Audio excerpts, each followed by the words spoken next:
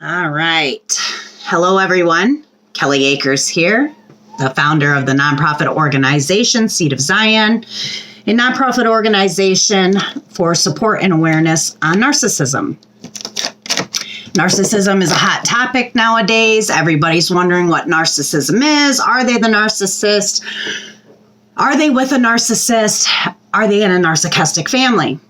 I'm here to explain to you and to show you that you are absolutely, and that narcissism is absolutely everywhere you can possibly think of, because it is taught in our hierarchical system and you cannot avoid it. In fact, most of the most powerful and rich leaders are your top narcissists, and we are all chasing them off cliffs. And at this point in time, I think it's very evidently clear that we can see that wealth is not providing happiness. Your stars, all of the people, your movies, everybody out there that's got big chunks of money aren't really happy. And if you've ever done any research on Elon Musk and you've watched any of Elon Musk's videos, no judgment on Elon Musk, but he's very rich, but doesn't seem to be very happy. I speak about the light in a lot of my videos. And the reason why I have come out and finally had the courage to speak about this is because I understand it at a level that I can give to other people, whereas I did not have that understanding up until recently. I got that understanding through a synchronized event. When my light turned on, the universe literally started to guide me. God started to guide me. And the things that are very popular nowadays, like synchronized numbers, astrology, holistic medicine, so on and so forth, is not a coincidence that everybody is getting popular with it. God is quite frankly pouring out a spirit trying to awaken people, because we are at a very unbalanced time in our universe, in our earth. A lot of people are probably wondering what happened and how I got to the point where I started to see prism colors with my eyes closed. And unfortunately, this is not very popular where it should be. This higher state of consciousness is actually what Jesus Christ himself speaks about. But because Jesus Christ himself came out on the scene and he was hated so tremendously for his message, when you receive that actual message, you will also be hated too. So when my light turned on, I went to my friends, family, and community trying to give it freely back out to the world. An event just happened where I went to my local shaman trying to join forces with her, trying to give this out to the world, where I realized that she did not understand higher states of consciousness at all. If you understand shamanism, you understand that a shaman is supposed to be able to go to these different higher states of consciousness and pull back out or understand something from this higher state of consciousness and somebody else to guide them where they're supposed to be. If you cannot hit these higher states of consciousness, obviously you can't be a shaman. So approaching her, she did not understand me. And because she did not understand me, things did not go very well. This very much worried me. And it worried me because we have already had a crippling effect of people not listening to the message of Jesus Christ, even in their own church settings. Jesus Christ taught about not having a hierarchical system. He talked about equality. He talked about how a master is not supposed to be above his servant not supposed to be above the master, equalism. Jesus taught about nobody being Greek, nobody being Jew, nobody being male, nobody being female. Unfortunately, those things that Jesus actually taught are not being taught in the churches. Like in the Bible, Jesus specifically tells you that you are not to become a teacher, rabbi, priest, etc., etc. You only have one teacher, and he calls it the Christ.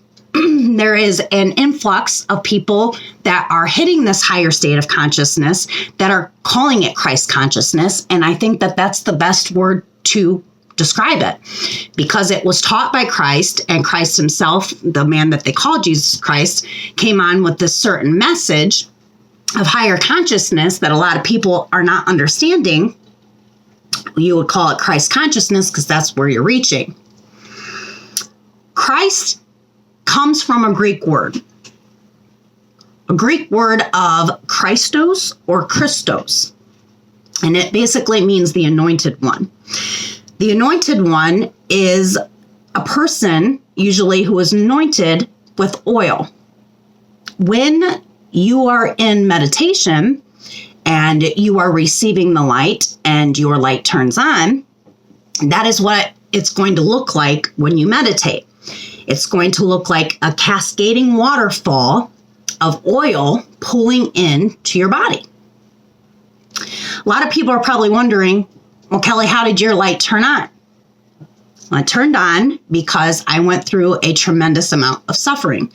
And I call this being pressure cooked, basically, as if God knew that all of the suffering in which I was going to go through was going to allow me to start searching for things that the world could not give me, that a shaman or a priest or going to a church setting was not able to explain or give back to me. I got to and I've always had a thing for God.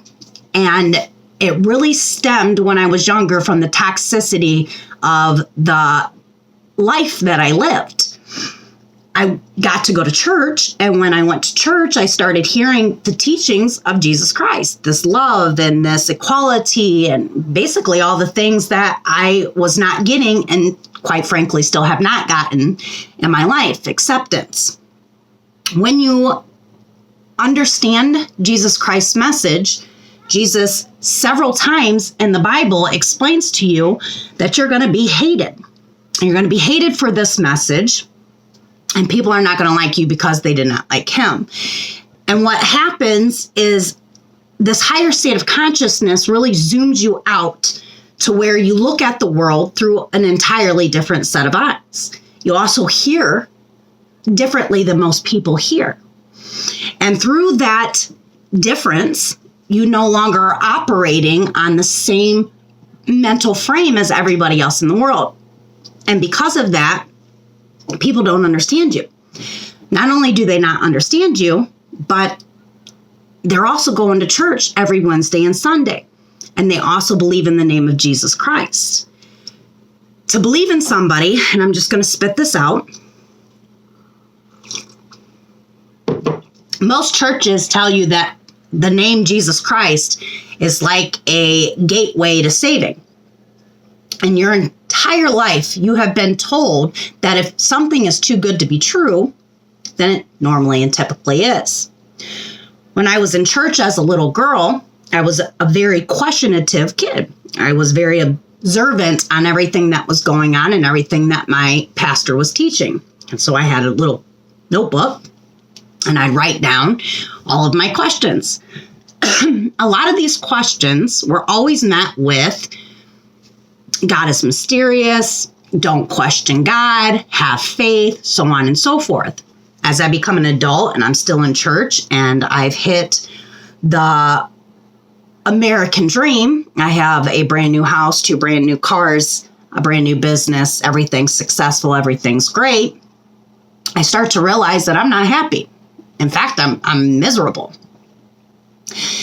This made me really start looking into Jesus's teachings myself. And as I'm opening up my Bible and I'm reading Jesus's teachings, I'm starting to understand that the things that Jesus taught are not actively being done inside of a church setting. For instance, that hierarchical system, that master not being above a servant, servant not being above a master, and the mere fact that he told us not to become teachers and rabbis, but yet we are.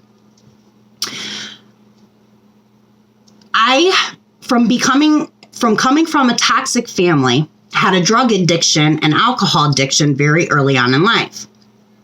And I wanted to heal from that drug addiction and that alcohol addiction.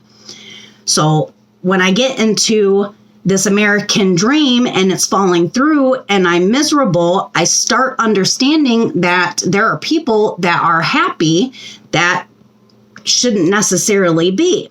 homeless people, so on and so forth. I'm attracted to these people. I'm literally trying to figure out what they have that I'm missing. How can you sleep underneath a bridge and still be happy? Baffled me.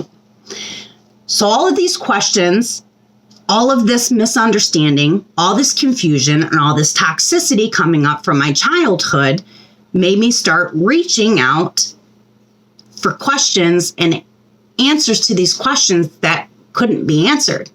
As I'm going through the Bible, Jesus tells you that you can just ask the sky.